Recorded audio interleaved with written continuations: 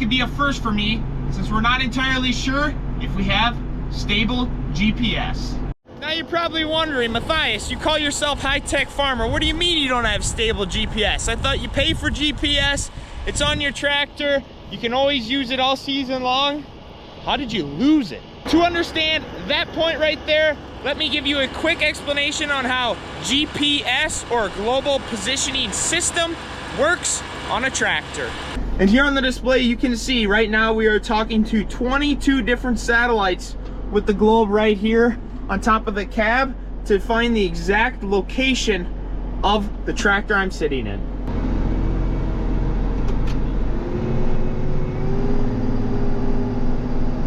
Simply put, radio frequency waves are transmitted between the satellite and the globe to send the location coordinates to display here in the tractor. And as long as I can remember, I have never had a problem with the GPS that wasn't something that was my fault or something that I could fix. But oh, today we are in for a treat. And that is because right now, my farm is being affected by what they call a solar storm. And if you're like me, you probably heard the word solar storm and thought, what is that? So let me explain it to you how I learned it this morning by my favorite high school science teacher, Bill Nye.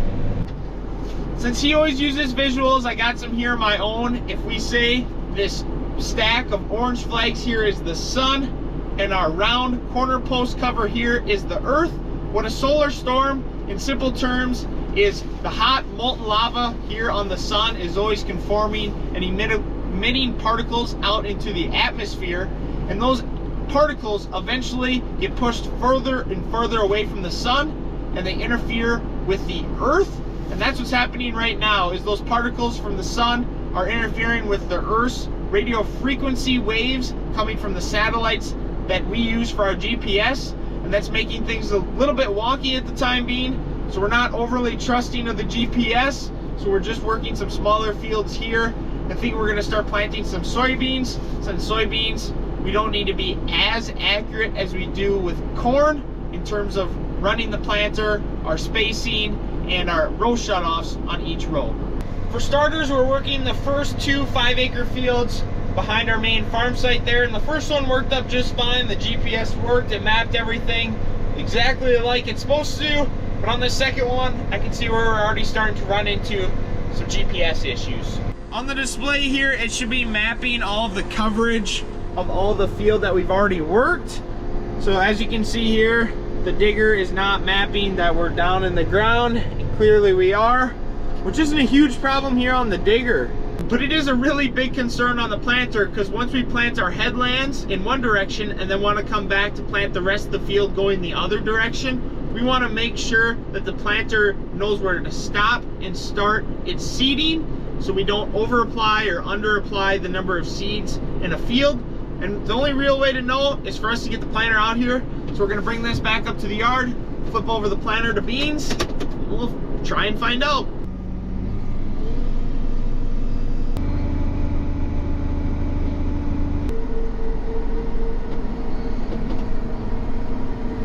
Before we switch the planter over from corn to soybeans, I would ask you guys, if you're enjoying the content so far and want to help support the channel, go ahead and hit that subscribe button down below.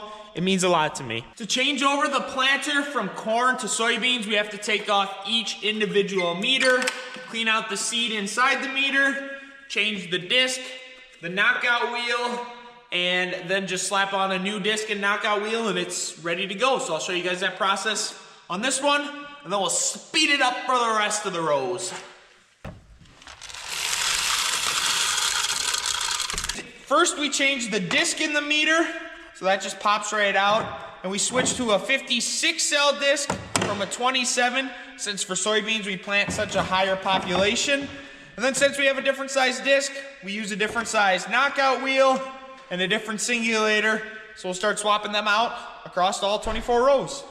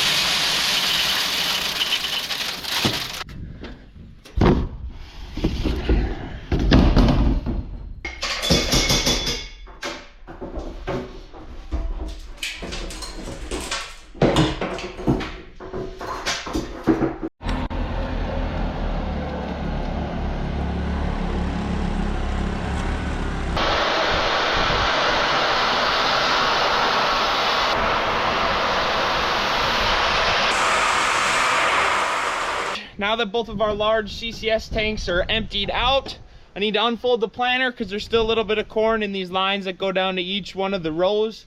And then we'll blow that out and then start putting some beans in here.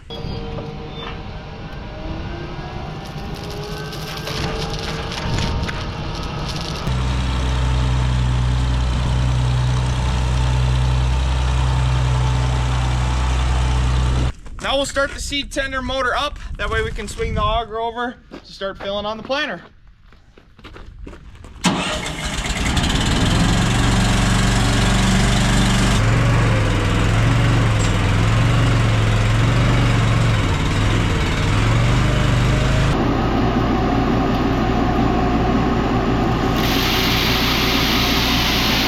We only put 40 bags of seed split up between the two hoppers on the planter. Since we're not sure how this is gonna go, we didn't also load any more into the seed tender. So I'm gonna pull the 560 into a different spot in the yard, then we'll fold up, head on out there.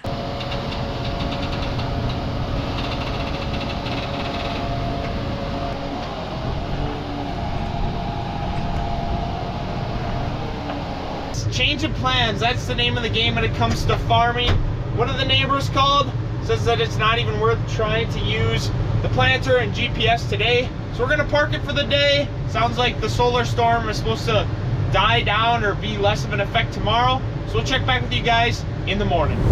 In the planter here, this is where we really need the GPS to be perfect because we need to keep our perfect spacing between one planter pass and the next one, and especially because I mapped all the outside edges of our fields for us to use the GPS line that I created on the outside. We need the GPS to work. And off we go planting soybeans. Looks like the GPS is still locked, showing we got RTK on the screen. A lot of things going on for the first day of planting beans. GPS seems to be working for the first 100 feet we did of the field. Now we'll do a little bit of digging here to see what the seed depth is looking like.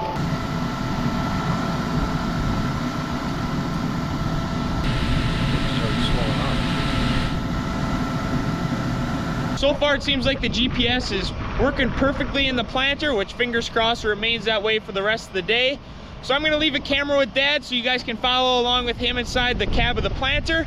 And I'm gonna go head out with the 4-wheel drive to start working another field out in front of him. I just pulled into the 160-acre field we're gonna be working today. And this field was corn last year, which means we're gonna be breaking up some corn stalk residue. The conditions out in the field here compared to 2 weeks ago when we were digging is it is a lot wetter out here, especially on the other end of the farm where there's a large bowl where water kind of sits. So we're gonna start working over here on the east side of the farm. Then hopefully by the time we get over there to the west side, we get some more sunlight on it and helps dry some of that portion out. Just folded out the planter here in another field today. I'll show the other view. These are those tile lines that Matthias worked on earlier this spring. You have to go just a little bit slower here, but you can see where the dark ribbons are. Those tile lines run about 60 feet apart. And as we stand today, we're about a mile away from an RTK tower, so thankfully our GPS is all working well.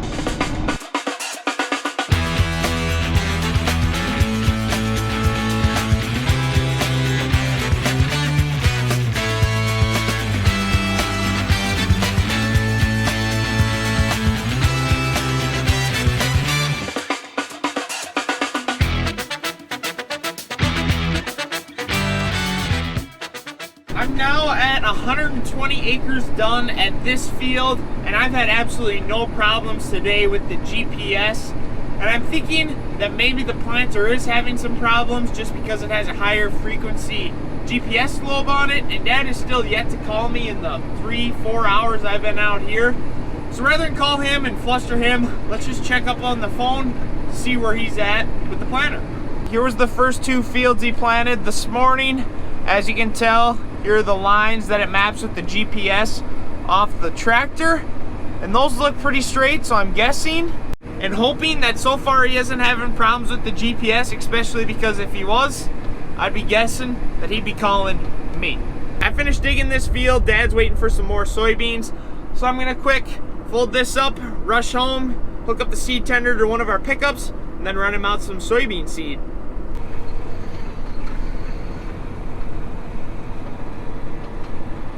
I know there's been a lot of talk about the solar flares and the northern lights affecting the RTK on everybody's planters.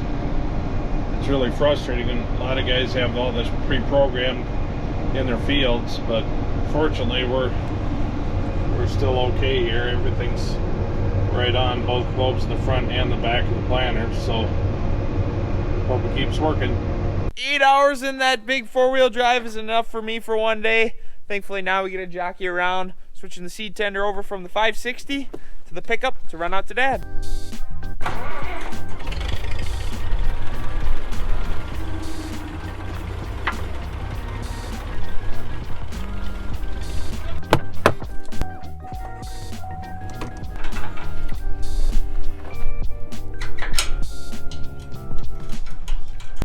He was waiting for me out here, already backed up in the ditch, ready for me with the seed tender.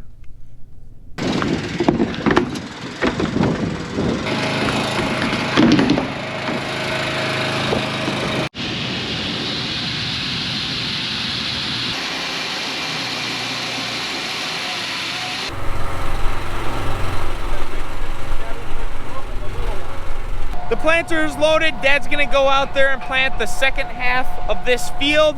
In the meantime, I'm gonna run the seed tender back home, load that up with some corn, because we have another 120 acres right next to this field that we're gonna start planting corn on now that we know the GPS is working.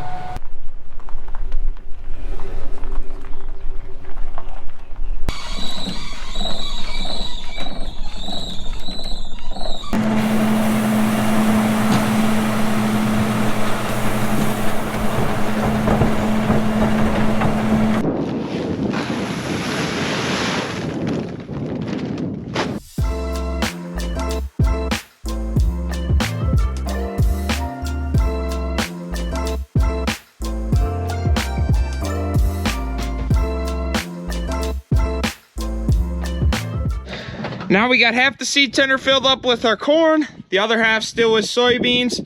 That way when we get out to the field, if he needs a few more soybeans to finish that half, otherwise we'll just jump right over to emptying the planter and start filling it with the corn. Made it out to the field. Dad finished planting the soybean portion of this farm, so now we gotta flip the planter back over to corn. But as you can tell, the sun's about to go down, so that's it for today's video. Thanks so much everybody for watching. We'll see you guys in the next one.